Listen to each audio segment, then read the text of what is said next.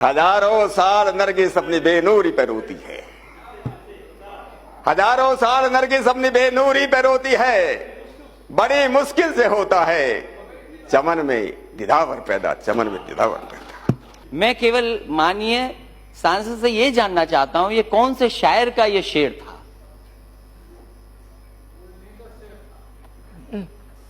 अगर बताना चाहें तो बता सकते हैं।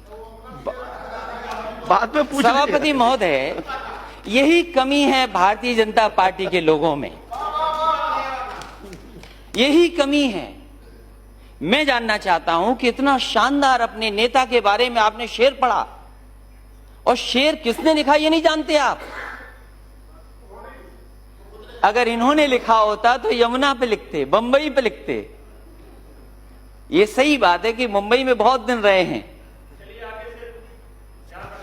ये जिसने भी लिखा है, क्योंकि वो पन्ना इन्होंने नहीं पलटा जिस पन्ने से देश में संदेश जाता।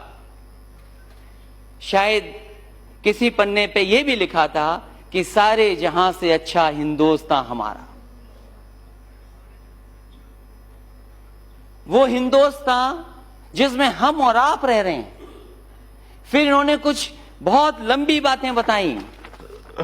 मैं उन्हीं का कोट करना चाहता हूं जो बातें अपने भाषण में भारतीय जनता पार्टी, और केवल ये नहीं, भारतीय जनता पार्टी अक्सर सरकार के लोग ये बात कहते हैं। मैं 1893 का विश्व धर्म संसद में जो स्वामी विवेकानंद जी ने चौथे दिन भाषण दिया, वो सबसे छोटा भाषण था जो 20 सितंबर को दिया गया। उन्होंने कहा संसद में, और मैं वो कोट करना चाहता हूं, पूरब की दुनिया की सबसे बड़ी जरूरत धर्म से जुड़ी नहीं है। उनके पास धर्म की कमी नहीं है, लेकिन भारत की लाखों पीड़ित जनता अपने सूखे हुए गले से जिस चीज के लिए बार बार गुहार लगा रही है, वो है रोटी। वो हमसे रोटी मांगते हैं, लेकिन हम उन्हें पत्थर पकड़ा देते हैं। भूख से मरती जनता को धर्म का उपदेश देना उसका अपमान है। भूखे व्यक्ति को तत्व मीमांसा की शिक्षा देना उसका अपमान है। डिकोड। देखो, अगर बोलोगे तो लंबा हो जाएगा, छोड़ दो, आप बोलते रहो। क्योंकि धर्म संसद की जो स्वामी विवेकानंद जी ने जो बात कही वो उस तरफ से आई, तो मैंने बात को आगे बढ़ा दिया।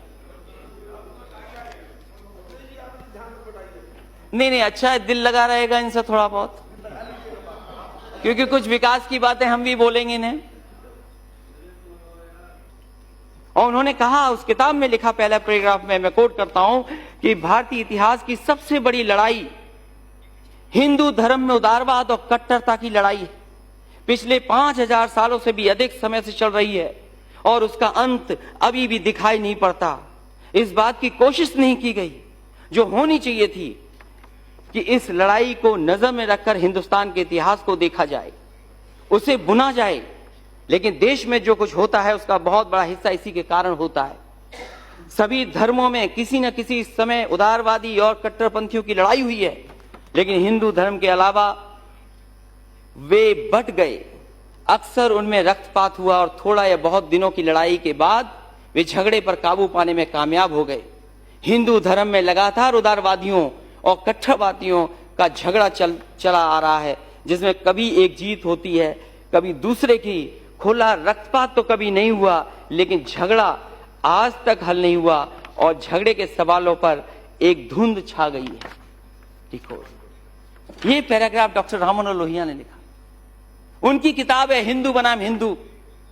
अगर इतना बड़ा दस्तावेज में उनका नाम आ जाए, और वो क्या चाहते थे वो नहीं आए, और जहां समाजवादी रास्ता दिखाने की बात कही, जो आपका नारा है कि सबका साथ सबका विकास,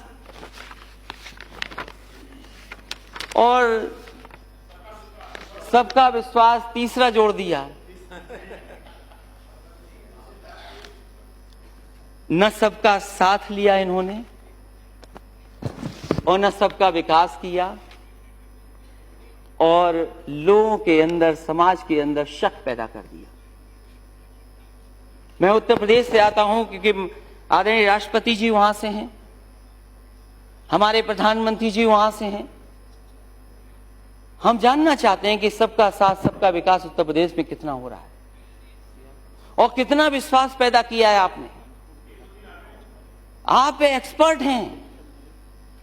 जो अंग्रेजों ने किया, जो अंग्रेज करते थे कि बांट के राज करो, आपने बांटा और राज किया। कभी हिंदू और मुसलमान को बांट दिया, कभी बांट दिया हमें और हमारे भाइयों को। एक मॉडल तैयार किया था। मुझे नहीं पता कि आपका कौन सा गुजरात मॉडल था। गुजरात मॉडल तो हमें सड़क पे दिख रहा है कि गुजरात मॉडल क्या था। और जो मैं तो आपसे कहता हूं, अगर एक्सप्रेस वे पे ये चल देंगी तो ये भी समाजवादी पार्टी को वोट देंगी। मैंने मंडियां बनाना शुरू किया, आलू की मंडी, लेकिन सरकार जो आई उसने बंद कर दी। मैं हारा क्यों, मैं जानता हूं, और जो हार जान जाता है वो जीतता भी है। और मैं कहता हूं कि सभापति महोदय, पहली आम की मंडी बन रही थी और प्रधानमंत्री जी खुद आए लखनऊ में। उन्होंने कहा कि मलियाबाद का आम अच्छा होता है, मलियाबाद का आम जा सकता है दुनिया में, लेकिन हमारे बाबा मुख्यमंत्री जी ने वो मंडी का काम रोक दिया। एक बार आलू की मंडी आगे बनी है, 100 एकड़ में आलू का प्रोसेसिंग प्लांट लगता। हमारे आईटीसी के उस समय के वो मिले हमसे कहा कि हम यहां पर एक प्लांट लगाएंगे, लेकिन वो मंडी वहां काम रोक दिया। मैनपुरी में जाकर के हमने अनाज की मंडी बनाई, वो काम रोक दिया। ग्रेटर नोएडा में सबसे बड़ी मंडी बनाई, उसका काम रोक दिया। और फिर परफ्यूमरी, हमारे क्षेत्र कन्नौज, जहां का इत्र दुनिया में जाना जाता है, वो परफ्यूमरी का पहला प्लांट लगाने जा रहे थे, वो भी बंद कर दिया। और इन्वेस्टमेंट मीट हुई, 3 लाख के एमओयू साइन हो गए। आया जमीन पर कुछ भी नहीं, कोई अभी तक इन्वेस्टमेंट नहीं आ पाया है। और आज जब मैं फ्लाइट में अखबार को पलट रहा था, अरे गांधी के प्रदेश के रहने वाले लोग, आप कह रहे हो देश का एक अखबार, उसमें कह रहे हैं कि आप 4 expressway that cover the entire state. अरे मैं तो यूपी का ही नहीं रहने वाला हूं लगता है। कहां पे 4 एक्सप्रेसवे आप लोगों ने बनाए हैं? डिफेंस एक्सपो में कह रहे हैं आप 4 एक्सप्रेसवे बनाए, और मैं यकीन दिलाता हूं ये सब वही हैं जो समाजवादी सरकार में शुरू हुए थे या दूसरे हमारे साथियों ने शुरू किए थे। आपका कुछ भी नहीं है। और जिस रिवर फ्रंट पे आप अमेरिका के राष्ट्रपति जी को ला रहे हैं, एक बार चीन के राष्ट्रपति को लाए थे आप, एक बार मैं 2 बातें खत्म करूंगा सभापति महोदय, और मैं समाप्त कर दूंगा। प्लीज समाप्त कीजिए। आई नो, मुझे पता है महोदय, मुझे पता है। कुछ दिन पहले चीन के राष्ट्रपति आए थे, एक झूला झूल रहे थे एक रिवर फ्रंट के ऊपर, और उसके बाद सुना है कि कोई और भी आ रहा है। लेकिन मैं यकीन दिला सकता हूं सभापति महोदय, वो रिवर फ्रंट कुछ भी नहीं है जो लखनऊ की राजधानी पे गोमती के रिवर फ्रंट पर बना हुआ है, कुछ भी नहीं है। मैंने देखा और मेरा मन नहीं किया उतरने का अहमदाबाद में। मैंने कहा कि क्या उतरूं मैं इस पर। और इसके साथ साथ मैं कहना चाहता हूं सभापति महोदय, देखिए जो बात सबसे महत्वपूर्ण बात गंगा की, इस दस्तावेज में गंगा का नाम ही नहीं। बताओ, गंगा मां का नाम ना हो, और शायद इसलिए नाराज होंगे कि गंगा मां ने इस बार आशीर्वाद नहीं दिया। मेरे लिए बहुत सारी माएं हैं, धरती मां है हमारे लिए, भारत मां है, गंगा मां है। हम गांव में पैदा हुए, गांव में बड़े। मैंने देखा बुजुर्गों को कि जब चारपाई पे उठते थे तो वो जमीन को पहले पूछते थे, जमीन के हाथ लगाते थे, धरती पूछते थे। आपने गंगा मां के नाम पर क्या नहीं कहा, और गंगा मां के नाम पर कुछ भी नहीं इस दस्तावेज में। क्या वो नाराज हैं आप गंगा मां से, ये बताइए। और मैं कहता हूं गंगा मां को तब साफ कर पाओगे, गंगा मैया को, जब आप यमुना साफ कर लेंगे। बताओ यमुना कब साफ होगी, बताओ काली नदी कब साफ होगी। और केवल गंगा मां नहीं, भारत की नदियां कब साफ होंगी। अरे सेल्फी लेने गए थे, कूड़ों के ढेर लगे हैं, कृपया समाप्त कीजिए। लोग कूड़ों पे सेल्फी ले रहे हैं, नालों पे सेल्फी ले रहे हैं। आप सोचिए, गंदे नाले जा रहे हैं उसके अंदर। हमारे यहाँ लोग सेल्फी ले लिए नाले के साथ, कहा कि नाला खत्म हो गया, अब नाला नहीं है। चलिए। इसलिए सभापति महोदय, जिन लोगों ने गंगा माँ को भुला दिया, जिन्होंने गंगा माँ को धोखा दिया, मंत्री और गन्ने का, ठीक है, तो गन्ने के क्षेत्र के हैं, गन्ना भूल गए आप, और भगवान विष्णु को पढ़ते रह गए। अरे भगवान विष्णु को मिठाई नहीं खिलाओगे तो कुछ नहीं होने वाला है। आदरणीय श्री, ये गन्ना का कुछ नहीं किया इन्होंने, धान नहीं खरीदा। आप बताइए, मटर पैदा है खेतों में, क्या आपका सहयोग है? हसनैन क्या सहयोग है आपका? इसलिए सभापति महोदय, राष्ट्रपति जी का स्वागत करता हूं।